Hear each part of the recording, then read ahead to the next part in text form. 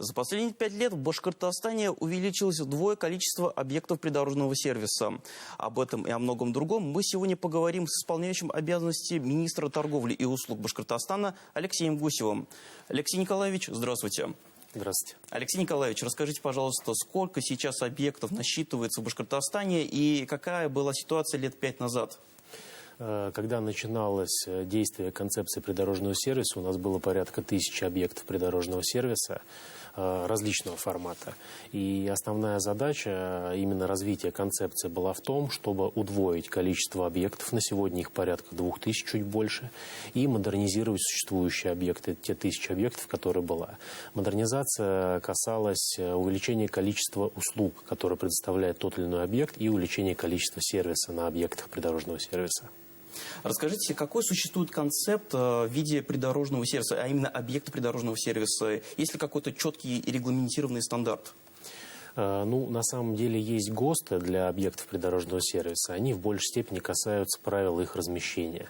То, что касается непосредственно услуг, которые предоставляются на объектах, это в ведении непосредственно самого предпринимателя, который занимается тем или иным объектом развития. А то, что касается концепции, то основная задача у нас была именно по увеличению объема для того, чтобы можно было удовлетворить спрос на возросший туристический поток, который создают как наши гости Республики Башкортостан, так и наши жители республики. Расскажите все-таки, вот лет 5 назад, где остро их не хватало, в каких частях республики, и где их стало намного больше, чтобы вот можно было, допустим, ты вот едешь, катаешься по республике на автомобиле и можешь остановиться и сделать свое дело, там перекусить, допустим? Вы знаете, у нас в республике довольно-таки разветвленная сеть автодорог. У нас есть дороги как федерального значения, так и регионального. И самое большое количество именно как раз региональных дорог. И одна из задач у нас была увеличить объем объектов как раз именно на региональных, в том числе, дорогах. Потому что на федеральных трассах довольно-таки оживленный поток. И естественно, что бизнес, предприниматель, когда оценивает свои коммерческие риски, он в первую очередь ориентируется на федеральные трассы. Но для того, чтобы у нас по всей республике было равномерное распределение придорожного сервиса, мы огромное внимание уделяли в том числе и различным межрегиональным дорогам, внутри субъектовым дорогам, для того, чтобы, как вы правильно сказали, путешественник мог везде одинаково получить хорошее, необходимое качество сервиса. Ну и, соответственно, это как раз-таки открывает новые возможности для туристов, чтобы увидеть больше красоты Башкортостана и так далее. Да, все верно. Вы знаете, республика довольно-таки красивая, у нас очень много географических интересных мест, у нас очень много достопримечательностей, исторических каких-то моментов. Но, как говорится, если ты пришел, посмотрел, что-то увидел интересное, но не получил необходимое качество сервиса, там то же самое, туалет, вкусно поесть, как-то хорошо отдохнуть, то вряд ли, наверное, человек уже захочет вернуться. А наша задача все-таки, чтобы туристы к нам возвращались. Поэтому как раз одна такая ключевая задача – это повышение сервиса именно для туризма в том числе.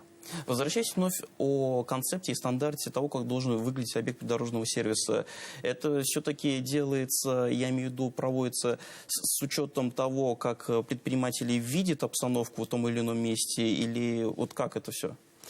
Конечно же, в первую очередь мы ориентируемся на предпринимателя. У нас появились совершенно различные объекты по формату своему. Это от какого-то единичного шиномонтажа, который тоже необходим для участников дорожного движения, до больших многофункциональных комплексов, которые в себя включают большие объекты, где есть возможность и заправить автомобиль, и вкусно перекусить, отдохнуть. Гостиничный комплекс, который также предоставляет услуги размещения. Поэтому именно в каком виде должен быть сервис, это уже основная задача предпринимателя. Он должен оценить свои коммерческие риски, он должен понять, на каком объекте он размещает, на какой дороге он размещает, кто будет, самое главное, потребителем его услуги, и каким образом ему это сделать максимально комфортно для потребителей, чтобы они к нему приезжали, чтобы к нему возвращались. Помимо этого, в нашей концепции есть еще визуализация объектов придорожного сервиса. Это некая идентика, чтобы можно было узнать, что да, вот вы приехали на территорию Башкирии. Это национальный узор, это национальный колорит, орнамент. И мы разработали порядка 6 типовых объектов придорожного сервиса. Это от остановочного павильона до большого многофункционального комплекса. Честно скажу, у меня были сомнения, когда мы разрабатывали именно объекты в национальной идентике, потому что все-таки каждый предприниматель, он хочет показать свою индивидуальность. Но, несмотря на это, мы видим, что довольно-таки большое количество предпринимателей оценило те визуальные наработки, которые мы сделали, и мы видим, что на сегодня в строящихся объектах, проектируемых проектах, они используют именно те наработки, которые сделали мы с точки зрения визуализации концептуально, как объект должен выглядеть, какими цветами он должен быть выполнен, какими узорами он должен быть украшен. Вот, как правило, объект придорожного сервиса – это и крупные игроки, и крупные нефтяные компании известные. А вот охотно ли обычные предприниматели вкладываются, чтобы строить у нас вот такие объекты придорожного сервиса? Расскажите. Да, вы знаете, мы здесь не делаем для себя какого-то разграничения. Мы работаем как с крупными федеральными игроками, такими как «Лукойл», «Башнефть», другими крупными венками, так и с нашими предпринимателями, которые имеют, может быть, не такое количество объектов, может быть, это какой-то единичный объект. Но, тем не менее, любое желание инвестировать в эту область, оно отражается в том, что мы помогаем всячески предпринимателю, неважно, крупный это игрок на рынке или только начинающий игрок, может быть, это его первый опыт, для того, чтобы он реализовал свой проект. И основная задача, концепция придорожного сервиса была как раз вот сократить время реализации строительства объектов. Почему? Потому что любой предприниматель начинает тратить деньги с момента возникновения идеи, а зарабатывать начинает после того, как уже объект введен в эксплуатацию. И вот наша задача была выстроить взаимодействие всех органов республиканской власти таким образом, чтобы как раз вот до минимума сократить время реализации объекта на каждом этапе согласовательных процедур. А какие все-таки субсидии предоставляются предпринимателям, чтобы возводить объекты придорожного сервиса? Вот что может дать все-таки региональная власть? Ну, у нас на сегодня есть ряд мер поддержки, которые мы активно используем. Первое – это возможность получения земельного участка без торгов. Это решение было принято после того, как концепция была принята. И у нас на сегодня объекты придорожного сервиса имеют возможность получить, те предприниматели, которые реализуют данные объекты, они имеют возможность получить землю без торгов, если они попадают в приоритетные инвестиционные проекты. Второе – это компенсация части затрат на инженерную инфраструктуру. Это полоса примыкания, полосы разгона, торможения, это подключение необходимой инфраструктуры, газ, свет, вода. И здесь мы сделали разделение. На федеральных трассах у нас данная субсидия составляет 50% от затрат самого предпринимателя. А для того, чтобы повысить привлекательность именно региональных дорог, мы там сделали 70% компенсации именно по инженерной инфраструктуре.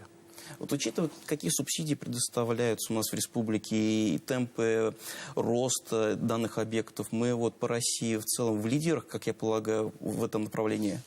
Вы знаете, наш опыт, он оценен был на федеральном уровне. Мы не раз его презентовали на различных федеральных мероприятиях, и наша концепция была признана лучшей с точки развития придорожного сервиса. В том числе Минпромторг России проводит конкурс на лучший объект придорожного сервиса. И вот в том году одна из наших компаний как раз стала лидером в этой номинации. В принципе, на сегодня вот именно тот целостный подход, который у нас предоставляет наша концепция, он помогает предпринимателям активно смотреть именно в этом направлении. Но в первую очередь это, конечно же, желание предпринимателя. И на сегодня, мне кажется, есть ряд благоприятных условий, которые позволяют активно работать в этом направлении. Ну, во-первых, это возросший внутренний туризм. То есть мы видим, что у нас все больше жителей России предпочитают отдыхать внутри России. Мы видим, что активно очень развивается автотуризм.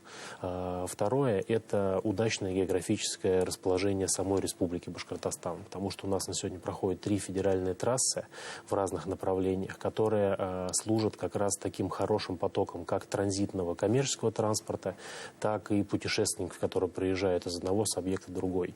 Поэтому наша задача как раз создать максимально комфортные условия. И здесь мы видим, что бизнес, почувствовав вот эти вот веяния, почувствовав востребованность именно внутреннего туризма, начал активно вкладываться. Потому что если, вот, как я говорил, у нас до 2020 года было порядка 900 объектов на территории Республики Башкортостан, то за эти 5 лет нам удалось сделать так, что на территории республики сегодня работает свыше 2000 объектов.